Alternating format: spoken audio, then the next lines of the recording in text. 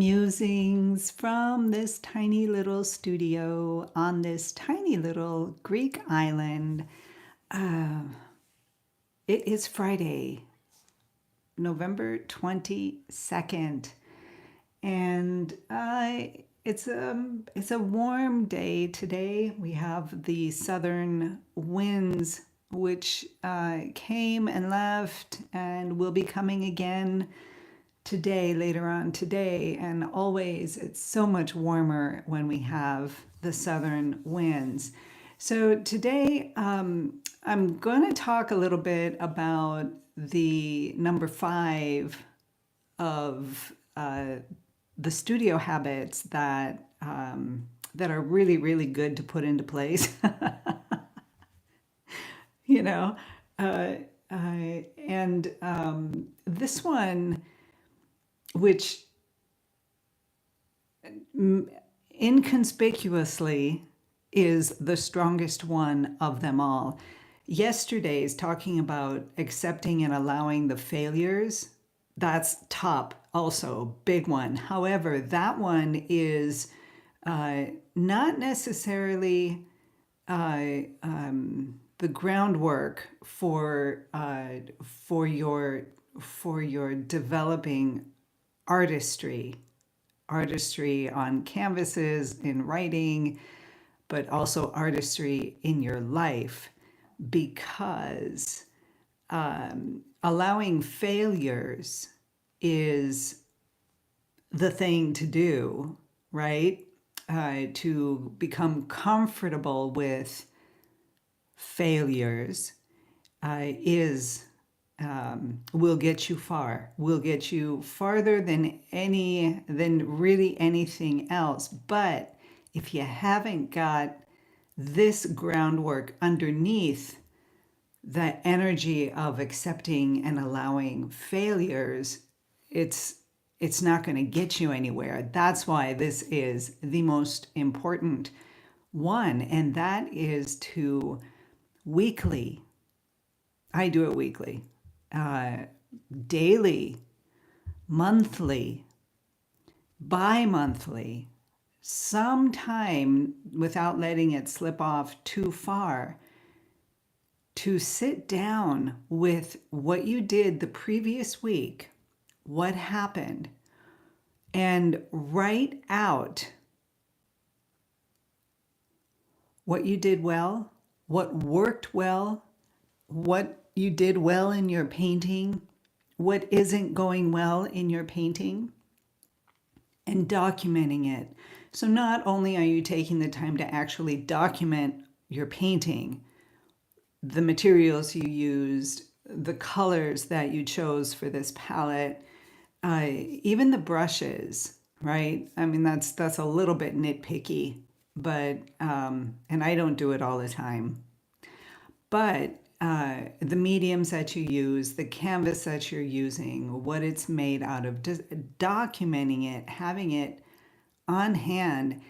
But that's not the real important part. The real important part is spending time with your painting. Spending time there and really taking a look, shining a different light on it. In order to be able to see, in order for the area where you need to move into your next stage, you need to spend time with your artwork, with what you're doing, and allow those failures that are happening in your painting. And we always have them, whether they're little tiny ones or big, huge ones, that doesn't matter. There are always things that are not working, because if we haven't got the failures, the little ones, the little tiny ones that we don't even think about, and the big ones, we don't ever grow. What's the purpose? Why bother, right? So it's really, really important to spend time with your painting, with what happened this past week. I have to do it weekly. If I don't do it weekly, I don't do it. right? Just contemplating, meditating, sitting with the work that you have done. And if you haven't done any work, sitting with what happened that week, this past week. What are the emotions, the upsets that happened during the week? Who were you this past week? What frame of mind did you come into your studio? How did you process the things that didn't go very well, the failures that we talked about yesterday? How can you open up to what you haven't done very well so that in the following week you can begin to put that into light, into the openness of your mind and your heart, into that space of self-love, because it's not easy accepting the things that don't go well in your life. It's not an easy thing to do. At least it wasn't for me. It hasn't been all these years. I actually was never able to do it until I started painting. Accepting and allowing the failures, and then using that to nourish those coals, those creative fires that are in us all, to propel us beyond those failures and into a greater depth of of artistry, living that creative life, whether or not you're in an actual painting studio or not. And when you can look at the things that aren't working in your life, in your artwork, in your development, and when you can begin to open up to it, you can then put it into motion of bringing it down your creative channel so that you can actually pull it out into your life, into your studio, into your practice. Because as a thought, we can think all sorts of thoughts, but the ones that we bring down and act upon in a positive way are the ones that develop us and help us grow and expand and become, I don't know, you want to say a better person, a more expanded person, somebody who pushes the doors open, because the older we get, there tends to be this habit to just allow things to crunch up. And we don't want that. You can't be crunched up in your studio. No.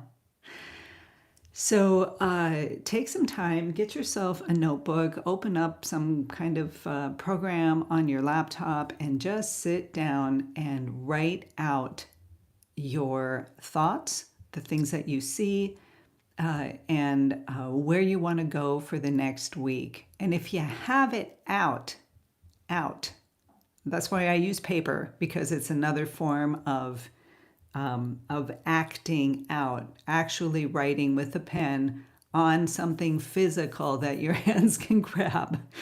On the laptop, you can't do that, right? Your hands can't. It's there, and it's great, and it's easier to find the previous thoughts that you were contemplating. But I prefer paper. I gotta have paper, and putting it out into manifesting that thought out in the form of just writing. And then something happens within you as well, there is, an uplifting kind of thing, like, oh, okay.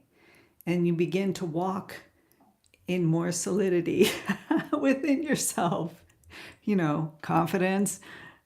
You build all these beautiful things. So that's why this is the most important habit of the 5 that we talked about. So I wanted to just kind of run through a few comments.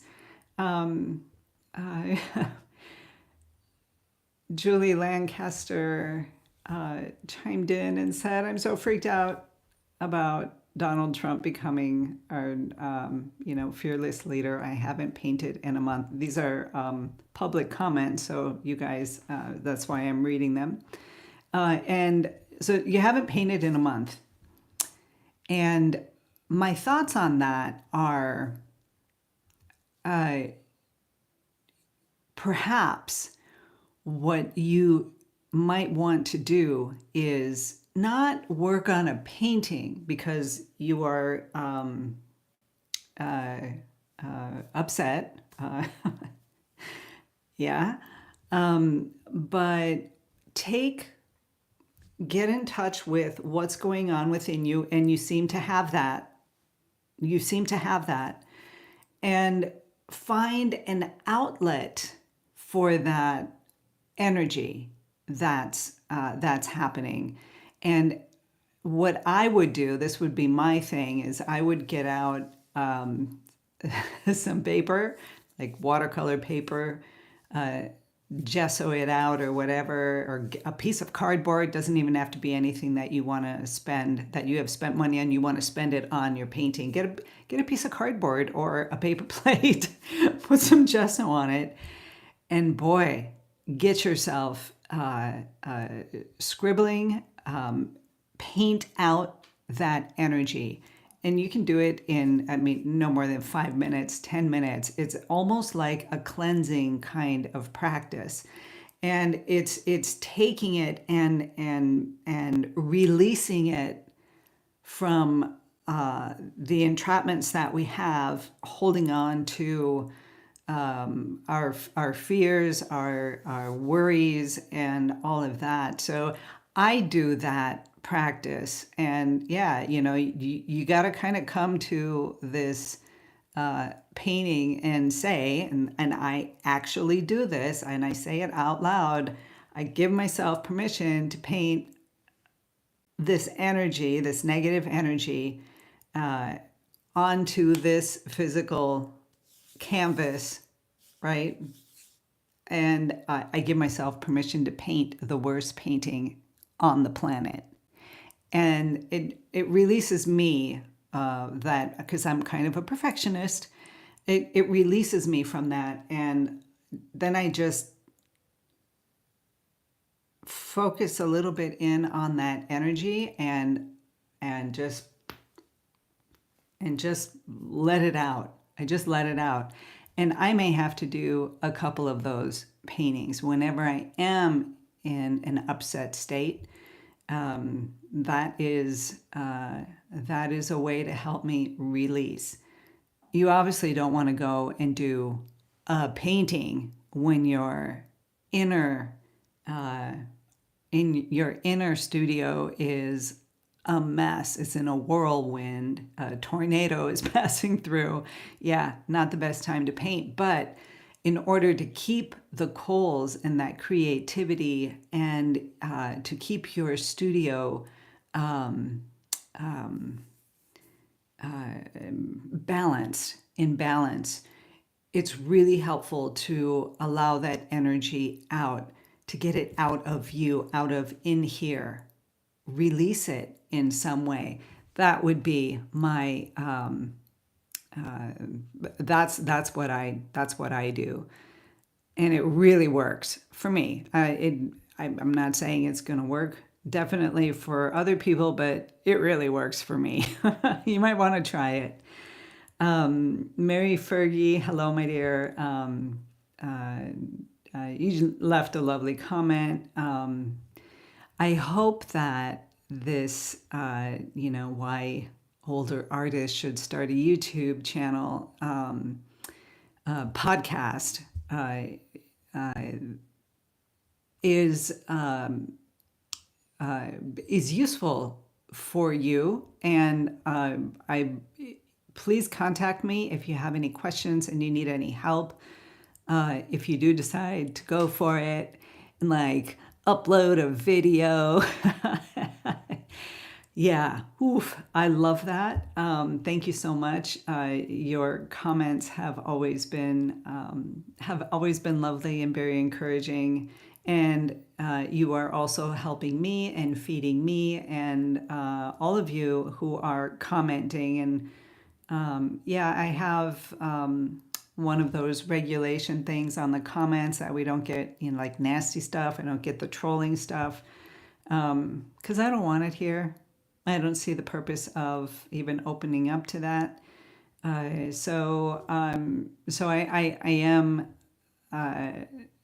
am getting some beautiful, beautiful comments. It's just so encouraging and just feeds my creative coals, because I do need to have, like we all do, this communication. And being here on this tiny little Greek island, I don't get it, right? I'm pretty isolated up here, and it's really helpful. It's really helpful. It's just beautiful. So, and again, just go and do it. Just do it. It's really quite a lesson. It's really beautiful. So, Kimberly Brooks, Trakis. Oh, I love it. That's Greek. That's Greek. It doesn't mean that I know. I mean, it may not be in your name, but that is a very Greek sounding name. Yes, my other videos like these morning musings are much more animated. And well, you said that I was visiting your other videos and you are way more animated than you are here. And this is the 5 Essential Habits for Artists, the first podcast on Tiny Studio Big Ideas that I've done in a long, long time. I sound like a robot in this one. But that I had some great ideas, and she thanked me for this. So here's the thing. You're absolutely right. I'm very careful of my movements, of not being too animated, of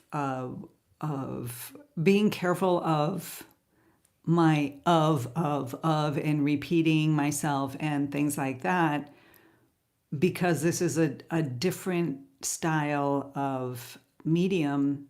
Podcasts are different than live YouTube videos. And yes, I film them, but my focus is on how I'm speaking for the audio podcast. Because if you're not watching me be animated and you're listening, it can be annoying. All of these uhs. So my focus is trying to pull that together, because the classic podcast style is new to me. This I have always called a podcast as well, but it's not. They're not really. They're just live streams. So it's kind of a different egg. It's kind of a different one, and I'm learning it. So I'm pretty sure, like the second one that I just uploaded yesterday, that Mary Fergie was talking about why older artists should start a YouTube channel, is also robotic and contained, just a bit too contained for my for my videos and who I am. So I'm working on that. It's a new thing. Again, it is putting out the videos anyways, even though they're not to my standard of where I want to be in the podcast, realm, and failing. So, yes, I'm robotic, and yes, I am not who I normally am.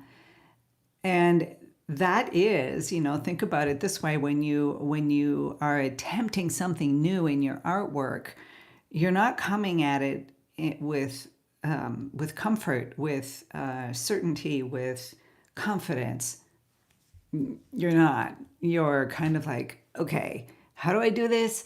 And your brush is a little bit too, your fingers are a bit too tight on your brush. Uh, Maybe you're holding the brush too close to the ferrule because you're scared. You don't know what's going to happen. Ooh, and yeah, so absolutely. Very, very true. Very, very true. I am robotic in these podcasts, Tiny Studio Big Ideas. When you see Tiny Studio Big Ideas, it's the podcast realm and not my regular YouTube videos. So my my my ideas are that I will take the podcast,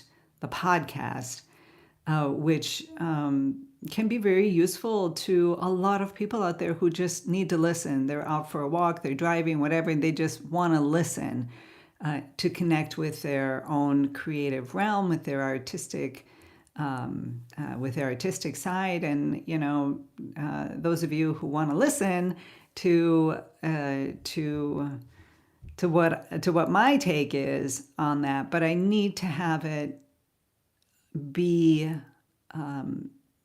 set up in a more structured, logical form so that you don't get lost with my whirlings and my, I'm kind of weaving in and out of the path.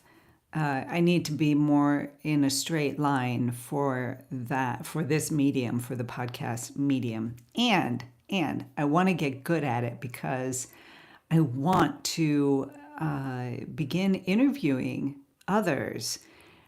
And I need to come to that with a little bit more experience and backup in how I present myself in these live streams, in the podcast, so that I can keep a coherent, focused endpoint. That we're going to this space.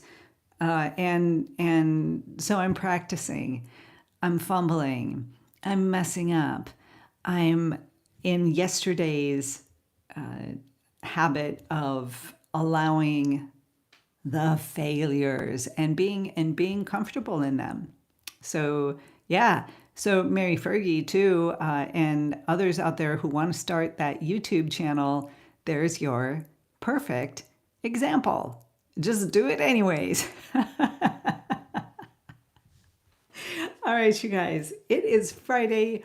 I am going to be doing all sorts of stuff. I've got be writing up another blog post this weekend and putting that out. I like this structure of this week, putting out a theme, an idea, and moving through it during the week. It gives, it seems to me that it gives it more of a purpose, these morning musings, that there's a little bit more structure, and structure in my world works. It works. So I want to continue this, and because I uploaded this about YouTube. Ooh, why older artists should start a YouTube channel. I think that's a big one. I think that's a big one, and I think that I know this as a fact. people tell me all the time how important this is. And when I can connect with one person and be of use to them in some way, whatever way, right? Not what I think I need to do and like make somebody do something, but just me being here on this YouTube channel and being who I am and letting that come through, communicating that out to you. If you're here, then there is something that that we're connecting on. There's something there, and whatever that is, I will continue to just share openly and honestly and fearfully, oftentimes, when I just kind of come here and say, I messed up. I don't know how to do this. I'm really not very good at that. And allowing my own fears and weaknesses to bring them out in front to maybe that's going to be helpful to somebody. Just one last thing and I'll get off because it's a long one today. But I had discovered many years ago, maybe about 10 years ago, let me put it that way, when I was learning how to paint and really getting into it, right? Learning how to put a painting together and coming up and seeing my mistakes and seeing that they were, a horrible painting after another, bad, fail. And coming to understand that the fears that were coming up in me, like, oh, you're not good enough. That's pretty much my biggest one. You're not good enough, so you're not worthy to be an artist, so just chuck it. Just chuck it. You're just not good enough. That's so funny now. It's so funny now. Back then, it was like, I'm not good enough. And really frightening because it, was just all over me. And it felt like this fear, like fears, right? Feels like this shadow that's just never out in the light, never out in front of you so that you can look at it and say, what the heck are you?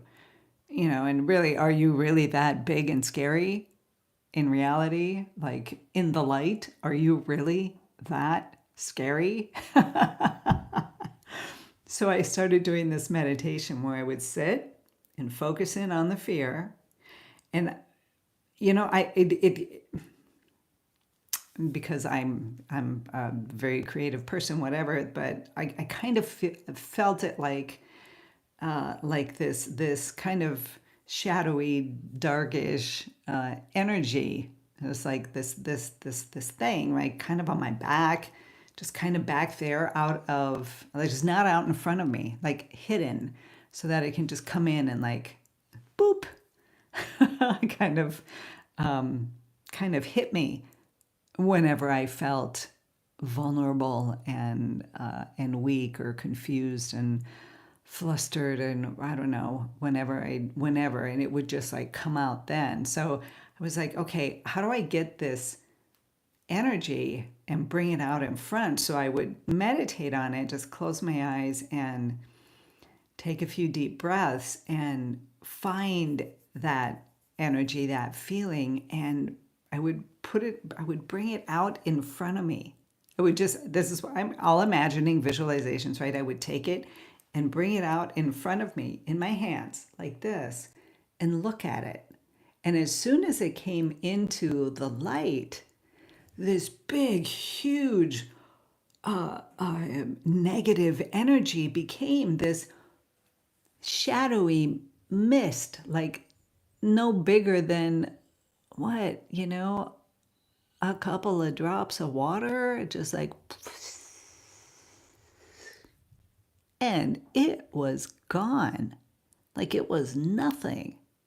Of course, it was still there, but every time that I had that feeling, I got pretty good at it. I would just bring it out in front and look at it and say, really, are you really this big, huge, terrifying fear of, you're not good enough kind of thing, or everybody's going to reject you kind of thing? And it was always just this little thing, this shadow that as soon as you shine a light on it, it's just gone.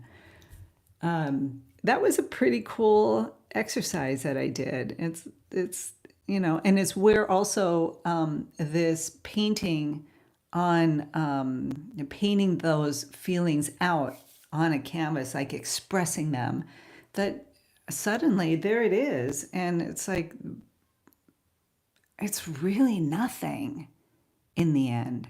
It's just fear. So again, these are different tricks that I use to let that fear come out, and then you look at it, and it's like, oh, that's it, right? Big deal. And it's really nothing.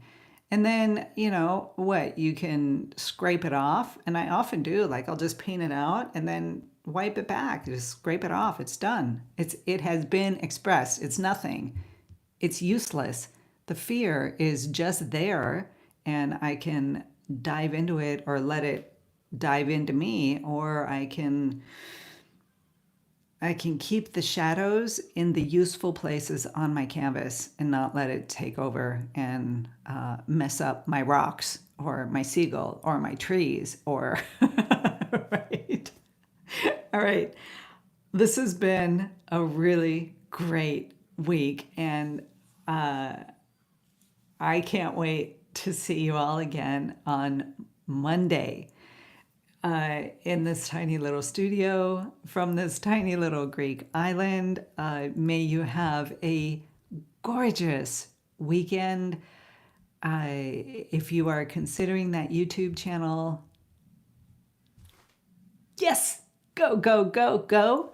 Go to my website, vitaevenson.com. It's in the description. Send me an email if you have any questions. And please leave comments. Please tell me what it is that you're thinking, how you would like, what kind of videos you would like to see more of. What are your questions that I can make videos about? Those are all very, very helpful for me. I'm here to serve you and to learn as well for myself, to help me move into a greater level of my artwork, to be someone here that that is putting out valuable content. And in order for me to put out valuable content, I need to know what is valuable to you.